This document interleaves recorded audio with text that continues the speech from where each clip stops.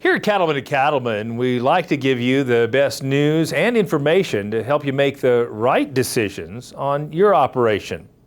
And we got a new team member who'll help us do just that.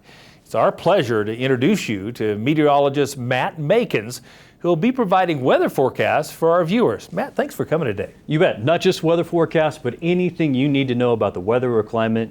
But not about cattle markets. You're not going to be making forecasts about that. Well, Dwayne Lenz would probably get mad if I attempted to do that, but you know, exactly I'll right. leave that to Dwayne and the Cattle Facts folks. That's fantastic. Well, no, seriously, we're glad to have you as part of the team. And why don't you tell our viewers just a little bit about your background as a meteorologist? Started in the late 90s and primarily been a broadcaster for multiple markets around the country. But always on the side is, you know, I grew up in an ag background, so I did energy resources for a company out of Texas. So kind of consulting work there.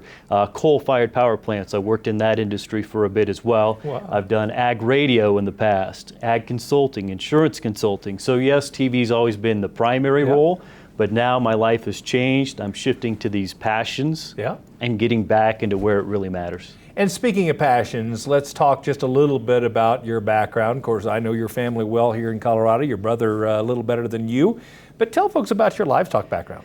I grew up in rural Douglas County in Colorado, on a small little operation, but we had everything growing up. We were all 4-H'ers. Most of us were 4-H'ers or livestock judging. We all had our projects. My dad is a retired veterinarian, both large and small animal.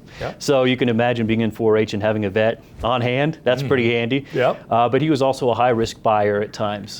So growing up kind of in the scientific mindset of, well, how are we going to help this calf or you know, whatever may be going on was huge for me. So kind of my dad instilled the livestock and veterinary practices, the scientific mindset in most all of us. So growing up, I was a 4-H'er. I was always the tag along with my big brother, but you know, it all worked out. That's good. Well, you understand a little bit about what we're going through and how weather impacts our business. And not only that, I think it's interesting that you've worked in multiple different markets. Specifically, what kind of insight does that give you as a meteorologist, having that experience in different climates and different places of the country?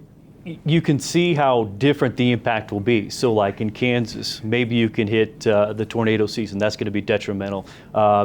Cold snaps, that's going to be huge in the plains. But then you go to Florida and your impact is different. It'll be hurricanes or perhaps even fires can be an issue there. But you learn along the way that the local impact may be different, but what impacts a producer in Florida may be supported by somebody in Nebraska. They get hit by a hurricane, some producer in Nebraska is going to help you out. So we're all kind of tied into it together. That's fantastic. And give our folks just a little bit of a sneak preview, maybe, Matt, in terms of the kind of information you'll be sharing that can help them make better decisions in their own operations. You know, I think the biggest issue now is the app world. You can read your app, but it does not tell you your impact. And maybe rarely that app goes beyond a week or 2 weeks out.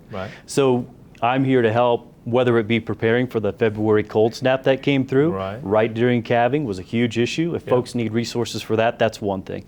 But I think, you know, here in Colorado and a lot of the West, we're seeing supplemental feeding because pastures are really not doing very well so far this spring.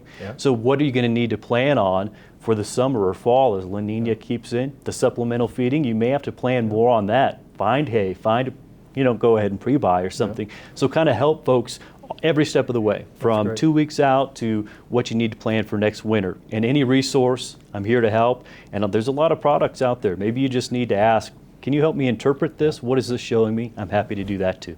Well, we're excited to have you on the team and look forward to the insight you'll provide. Thanks for coming today. You bet. We'll see you soon.